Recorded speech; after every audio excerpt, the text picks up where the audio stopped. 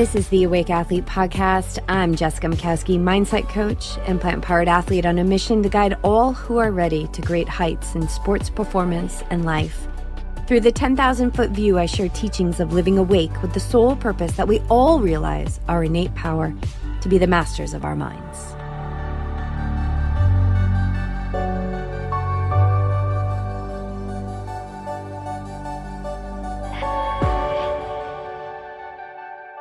Okay, you guys, this is it.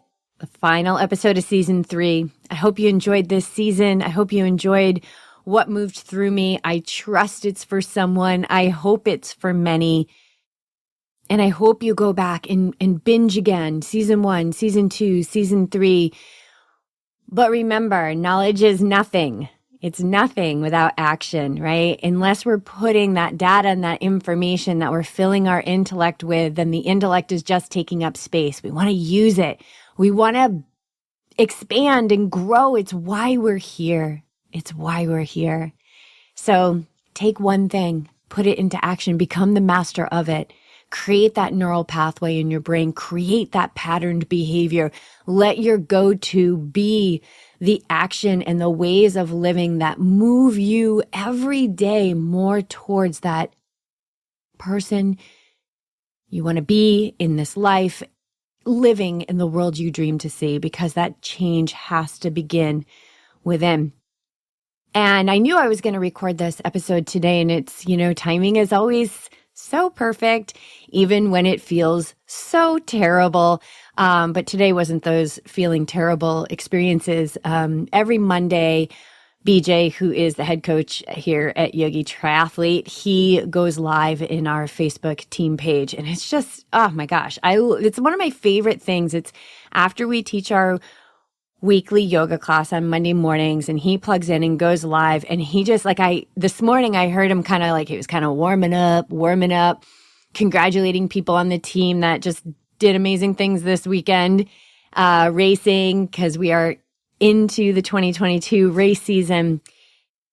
And he really didn't know where he was going to go, I don't think, with his talk this morning. And then it just started to move through him, and I felt him click in, and the words were coming. And it was so amazing because it really inspired me to share this story that he shared with the team today with you guys to cap this season off. So Wayne Dyer, who was a spiritual teacher, author, he's no longer here on this earth, and I'm sure I have mentioned him before on this podcast. He was an early influencer of mine, and BJ really resonates with his message. I love his books. I've read his books. Excuses Be Gone. That's a good one, especially if you're stuck in changing to be the same. And that's a really good one. It's just kind of getting past those excuses. And also Wishes Fulfilled. That really helped me right at the roots of going all in for our dreams here with Yogi Triathlete, and knew that, we had to keep moving forward, and we weren't sure what it was going to be, but we knew it was something, and we just kept going. And Wishes Fulfilled was amazing, and some of the things that I focused on when I was reading that book was just creating community. I just wanted to be the catalyst for community that to me really, really matters and is doing really important work in this world. And so what is that work? That work is going in and living that change we dream to see. And it has to begin within us. So the story that Beej was sharing this morning, and I love this so much because it really speaks to the conditioning that we need to overcome in order to really embody and embrace and live this change coming from within. And he talks about the story that Wayne Dyer had shared many times. I've heard this several times now, where he's in his house and it's dark and he loses his keys. And so he's like, oh, you can't see anything. It's dark out. He can't find the keys. He's like looking everywhere, fumbling around, can't find them. And then looks outside and there's light outside. So he walks outside, he starts looking for the keys, right? He's like, can't find them anywhere. And the neighbor comes out and he says, what are you doing? And he's like, I'm looking for my keys. I lost my keys. So the neighbor says, well, let me help you. Like, where did you last have them? He's like, in the house. He goes, well, then what are you doing outside if you lost them in the house? And he's like, well, it's dark in there.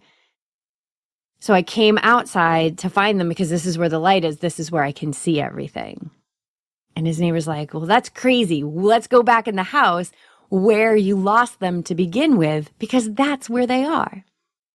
So whether I retold that story 100% correctly, the message is right there for us all. You guys, we got to go in.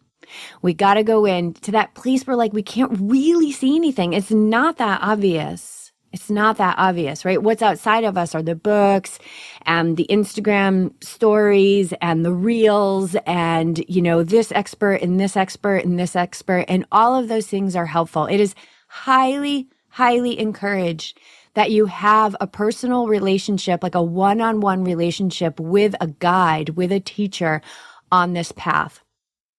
The teacher is just the pointer to remind you that all those answers, all that wisdom is within you now. It's within you now. And if you look at the conditioning of our society and our educational system, and I'm not saying that any of this is bad, it is 100% necessary for us to be, you know, worldly citizens. But remember the goal here, if I haven't mentioned it in this season, I've definitely mentioned it in past seasons, is living in the world but not of it. We really want to live in the world. We need to know how to do our taxes, balance our bank accounts, not run red lights, not break the law. We need these things. We need to live in the world. Technology, like that is the reason why you're hearing this right now, is because of the amazing technology of this world. So use it, live it, love it, all of that stuff. But watch when you are of it, meaning watch when like we're a little too deep into the movie, when we're really getting drunk on the drama, where life is just so serious all the time because we're losing our perspective. We gotta zoom out. And when we zoom out, we'll really be able to see through a connection from within ourselves that the world around us is simply just reflecting what's going on in our inner world. It really is. So a great testament to this is just write down without thinking 5 things to describe how you see the world. And when you really look at those, see, now you're going to know the answer. So watch, because the ego is going to want to maybe skew it. That list of 5 things says more about you than it does about the outside world. And really, because that outside world is just reflecting our inner world. We have to go in. We want to go into the place that is not obvious, that is subtle, that feels very like dark and in like the deep void. But that's where it is. That's the universal consciousness. That is the answer to everything.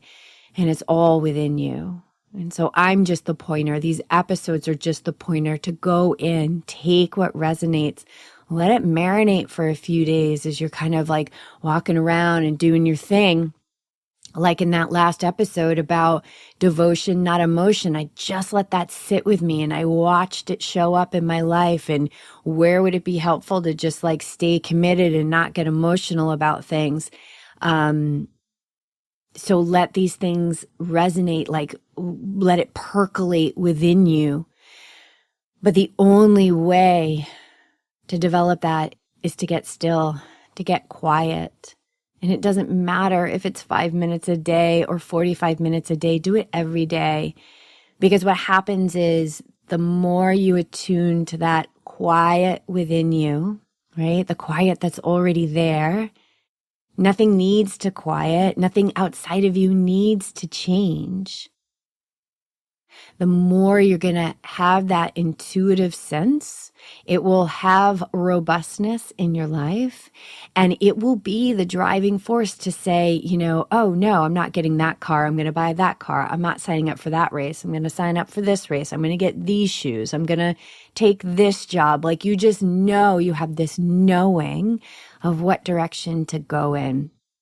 And that truly is living in this world as an awake athlete, not allowing the world to just really possess you and control you.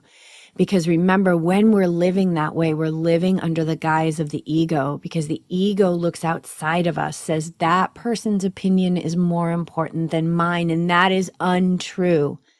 That's comparison energy. You have the energy that creates worlds coursing through your veins right now. Oh my gosh. That is how we want to show up to the starting line, in that remembrance, to always have that true self with us, and also our human self and that ego. And when we put it all together, it's this amazing stew of enlightened performance where joy hits heights to a level that is hard to imagine, hard to describe, and can only be experienced. And joy not as an emotional state, but as a state of being, contentment, neutrality, power. Well, we'll see what happens from here. I feel like so much has evolved and shifted even from the first episode. And I don't think I addressed this in the season opener, but I did talk about how there was different music. And, it's funny, putting this podcast out originally in 2020, I think I needed kind of that kind of that hardcore music, pump you up music, because I needed that kind of masculine side of me to get the guts to put this out into the world. And now, even though it continues to scare the dickens out of me, because I'm not immune to the human condition, that relentless gentleness has a lot of play in my life. And man, I have never experienced power like relentless gentleness. And it all started from that one moment, that one day, after hearing about meditation for so long, that I sat down, shut my eyes, closed my mouth, and didn't move for 5 minutes. And very early on, Meditator Bob said to me, just make your whole life a meditation. And I thought, what? So boring. And now I know what so profoundly amazing, which is not even a word that begins to describe what you come in contact with through consistent meditation, years of meditation, living from the intuitive self. Whoa, judgment falls away, self-blame falls away, regret falls away, comparison energy falls away. It falls away, but guess what? It stands back up and it tries to come back again. But you get to a point where you go, are you serious? Really? You're trying to get me to compare who I am as a runner with somebody else? And actually, this happened to me very recently. And as I lied down in bed to kind of rest after a long run, I was feeling this comparison energy that, I wanted to run. I wanted to look a different way than I was running. And in those moments when the ego was chewing, and the world was starting to get its grips into me, there was this more powerful, subtle, just feet held sturdy in the ground. And it said, Jess, go to the calm. Go to the calm. Go to the calm.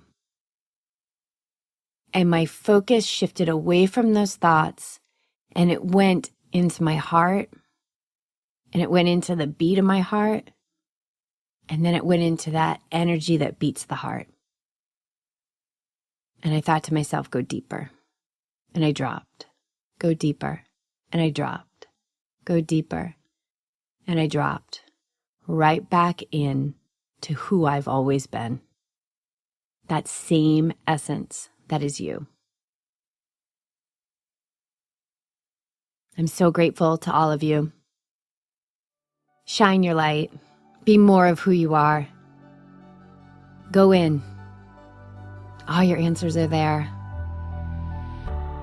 And know that you are loved unconditionally, simply because you exist. Until next time.